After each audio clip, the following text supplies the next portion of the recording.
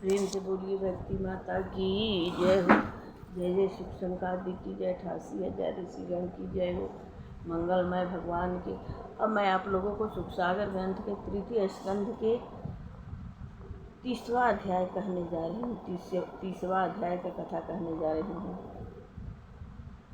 विषय सत्य पुरुषों की अधोगति का वर्णन। ध्यान पूर्वक सुनिएगा।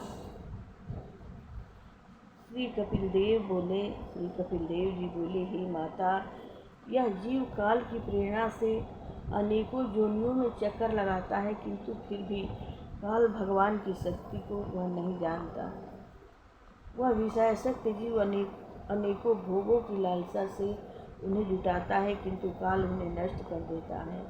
तब वह जीव मोहवश क्लेश मानने लगता है। इसका कारण यह है कि यह जीव योनि में जन्म लेता है, उसी में ज्ञानवश वह सुख अनुभव करने लगता है। वह उन संबंधियों से प्रेम करने लगता है।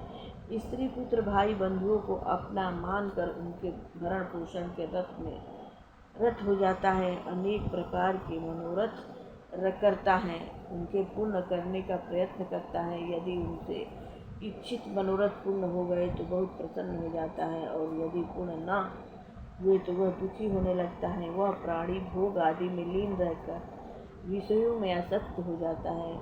उन स्वार्थी नरक में ले जाने वाले स्त्री पुत्र आदि को अपना मान बैठता है। उनके पालन पोषण के हेतु अनेकों प्रकार के पाप करता है। झूठ बोलता है, चोरी करता है, छल कपट से संसार को ठगता है और अपने लिए पाप की गठरी तैयार करता है। जब उसके अंग स्थिर हो जाते हैं और वह कमाने योग्य नहीं रहता है, तब उसके स्त्री पुत्र आदि उसका अनादर करते हैं, उसे कलेश पहुंचाते हैं और उसे बुरा भला कहते हैं। बुढ़े बैल की भांति उसे घर से बाहर निकाल देते हैं। उसकी वृद्धावस्था होने के कारण वह पुरुषार्थहीन हो जाता है। तब दूसरों के टुकड़े खाकर अपना सहसा अपमान सहता है और कुत्ते की भांति अपने शेष जीवन व्यतीत करता है। मृत्यु के समय कफ से कंठ रुक जाता है। शोक से व्याकुल स्त्री पुत्र आदि से घिरकर मृत्यु के दबा लेने से बोल भी नहीं पाता है। इस प्रकार उस विषयासक्त प्राणी को अपना वह शरीर त्यागना पड़ता है। उसके कुटुंबी सब रोते रह जाते हैं। उस समय उसके शरीर में इतनी पीड़ा होती है कि वह चेत हो जाता है तथा उसका विवेक नष्ट हो जाता है। दो यमदूत उस प्राणी को उस स्थूल शरीर से निकालकर यमलोक की ओर ले जाते हैं। वह स्थूल शरीर वहीं पड़ा रह जाता है।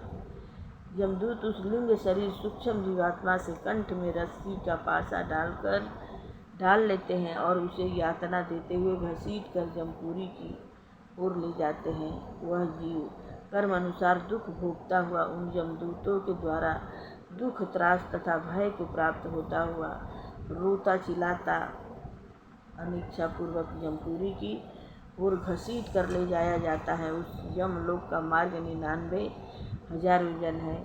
इतने लंबे यमपुरी के मार्ग को वह 2-3 मुहूर्त में अति लगभग 6 घड़ी में पार करके वहाँ पहुँचता है। वहाँ पर अनेक प्रकार के नरकों में डाला जाता है। दहकती हुई अग्नि, अनेक प्रकार के हिंसक जीव, बिच्छू, सांप, कृमि, कीट उसे कष्ट देते हैं। वह उनके द्वारा काटा जाता है, जलाया जाता है, डसा जाता है तथा अनेक प्रकार के असह कष्टों को प्राप्त होता है। वह हाय हाय करके रोता चिल्लाता है, अपने किए कर्मों को स्मरण करके पछताता है और उन राग पीड़ रुधिर के नरकों में कर्म अनुसार भोगता है। वह प्राणी स्त्री हो अथवा पुरुष, सबको अपने अपने कर्मों का फल भोगना पड़ता है। श्री कपिल देव जी बोले, हे माता जी, अनेक प्रकार की नार की योनियाँ तो उस प्राणी को यहीं भोगनी पड़ती हैं। केवल मनुष्य शरीर ही उत्तम होता है। कर्म अनुसार प्राणी को ये नार की योनि दे दी जाती है। वह बार बार उनमें जन्म लेता है तथा मृत्यु को प्राप्त हो जाता है। माता के उदर में नारकी कष्ट पाता है। इस प्रकार वह प्राणी मरकर घोर पापों का फल तामिश्र, अंधतामिश्र आदि नरकों को भोगता है। जब उन नरकों के भोगने से उसके पाप कुछ कम हो जाते हैं, तब कुकर, सुकर, कोटक, कृमि आदि का जन्म लेता है और इनकी जोनियों में पड़कर असहा कष्ट भोगता है। जब इस प्रकार उसके सारे पाप नष्ट होकर उसका मल दूर हो जाता है और शुद्ध हो जाता है, तब उस प्राणी को मनुष्य योनि प्राप्त होती है।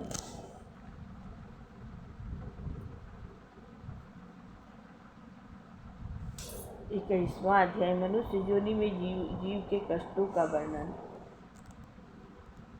भगवान कपिल देव जी बोले, माता, यह प्राणी मनुष्य योनि में जन्म लेने को होता है, तब पिता के वीर्य कण के द्वारा माता के रज में मिलकर उदर में पड़ जाता है।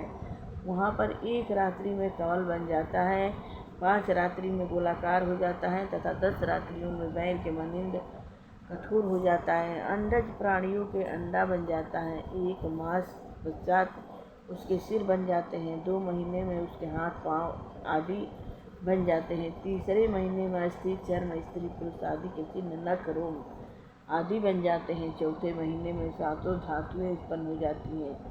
5वें महीने में क्षुधा, पिपास आदि का ज्ञान हो जाता है। 6वें महीने में वह झिल्ली युक्त होकर दाहिनी कोख में चपकने लगता है।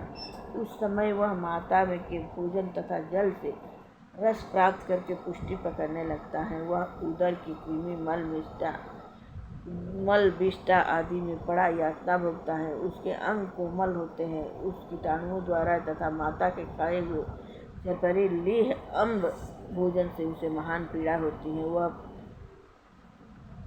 प्राणी माया के उदर के बंधन में कसा रहकर तड़फड़ाने लगता है। उस समय भगवान की प्रेरणा से उसे स्मरण शक्ति उत्पन्न हो जाती है। उस समय वह अपने सैकड़ों जन्मों के कर्मों को स्मरण करके रोने लगता है, व्याकुल होने लगता है। 7वें महीने में उसकी विवेक शक्ति जागृत हो जाती है। वह प्रसूति वायु से प्रेरित होकर इधर उधर घूमने लगता है। उस समय उसे गर्भ में अति कष्ट प्राप्त होता है। तब वह परमात्मा से प्रार्थना करता है। जीव कहता है, हे ईश्वर, मैं बड़ा पापी हूँ, मुझे इस अधोगति से बाहर निकालिए। आप ही इस संसार के उत्पत्ति करता है, आप ही अविकारी, अविनाशी तथा माया से रहित है। मैं आपको नमस्कार करता हूँ। मैं अहंकार, इंद्रिय आदि गुणों से युक्त हूँ और आप प्रकृति और पुरुष के नियंता होने के कारण इन दोनों से परे हैं, सर्वज्ञ हैं। यह जीव अपने गुणों और कर्मों के अनुसार बंधन युक्त होकर संसार चक्र में भ्रमण करता है, किंतु आप सर्वज्ञ होने के कारण इस संसार चक्र से अलग रहते हैं। मैं आपको नमस्कार करता हूँ। माता का उदर साक्षात मल, मूत्र तथा रुधिर का कुंड है। मैं इस नरक में पड़ा हुआ कष्ट पा रहा हूँ। हे परमात्मा, आप मुझ दिन को यहाँ से शीघ्र निकालिए। हे दीनबंधु, मैं निरंतर आपका भजन करता रहूँगा तथा आप ही के शरण में रहूँगा। हे भगवान, इस उदर के कष्ट से भी बढ़कर संसार कष्ट है। उस संसार कष्ट से तो यह उदर का कष्ट ही अच्छा है। पृथ्वी पर गिरते ही आपकी माया जीव को घेर लेती है और प्राणी इस संसार चक्र से कभी मुक्ति नहीं हो सकता है। मुझे ऐसा मार्ग दिखाइए जिसके अनुसरण से मैं इस संसार चक्र से मुक्त हो सकूं। कपिल देव जी बोले, हे माता, वह गर्भस्थ बालक 10 मास पूर्ण होने पर इस भांति ज्ञान से युक्त होकर भगवान की प्रार्थना करता है। तब नीचे को मुख किए हुए माता के उदर रूपी नरक में लटके हुए उस बालक को प्रसव काल की वायु बाहर धकेलती है। उसके द्वारा वह बड़ा कष्ट सहता। वह नीचे को सिर किए हुए विष्ठा और मूत्र में पड़ा हुआ छटपटाने लगता है। फिर वह उदर से बाहर आ जाता है। पृथ्वी पर आते ही उसका सारा ज्ञान लुप्त हो जाता है और वह रोने लगता है। इसी प्रकार जीव उस नरक से मुक्त होकर संसार रूपी घोर नरक में आता है। यहाँ पर मैली कुचैली खाट, जिसमें खटमल, कीड़े व जूड़े काटते रहते हैं, मल मूत्र विष्ठा में पड़ा हुआ रोता रहता है, उसे ज्ञान कुछ नहीं होता है,